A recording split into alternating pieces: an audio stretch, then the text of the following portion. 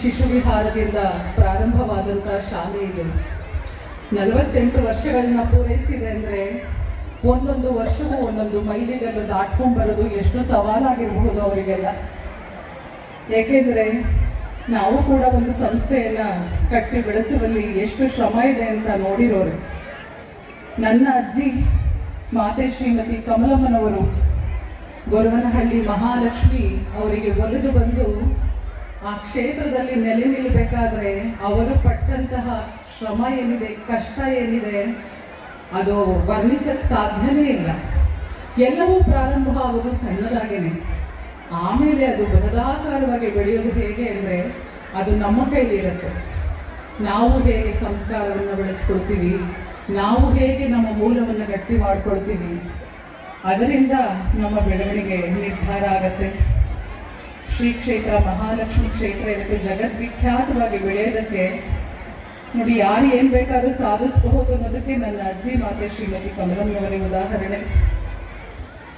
ಸಣ್ಣ ಕುಗ್ರಾಮವಾಗಿದ್ದ ಹಳ್ಳಿಯಲ್ಲಿ ಅವಳನ್ನು ಆರಾಧನೆ ಮಾಡ್ತಾ ಮಾಡ್ತಾ ಮಾಡ್ತಾ ಸಣ್ಣ ಪುಟ್ಟ ಗೂಡಲ್ಲಿದ್ದಂಥ ಮಹಾಲಕ್ಷ್ಮಿ ಇವತ್ತೇನು ಅವಳಿಗೆ ಬಂಗಾರದ ಕವಚ, ಬೆಳ್ಳಿ ಕವಚ, ಅವಳು ಏನು ಅವಳು ಪ್ರಾಂಗಣ, ಅವಳ ದೇವಸ್ಥಾನ, ಸಾವಿರಾರು ಜನರಿಗೆ ನಿತ್ಯ ದಾಸೋಹ.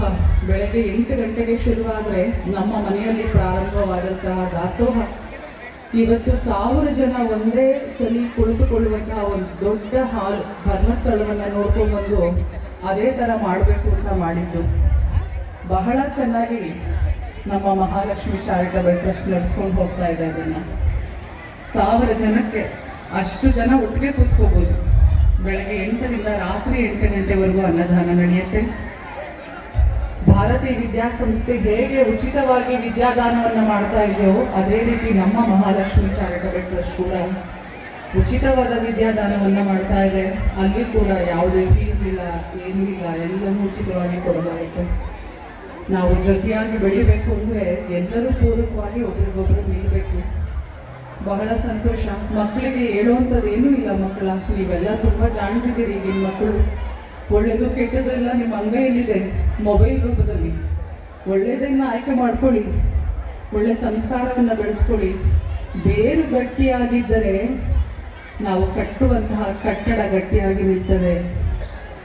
ಯಾವ ಜಾತಿ, ಧರ್ಮ, ಜನಾಂಗ ಎಲ್ಲನೂ ಆಗಲಿ, ಏನು ತೊಂದರೆ, ಎಲ್ಲ ಅಪ್ಪ ಅಮ್ಮಂಗೂ ಮಕ್ಕಳು ಚೆನ್ನಾಗಾಗಬೇಕು ಅನ್ನೋ ಆಸೆನೇ ಇರೋದು ಅಲ್ವಾ?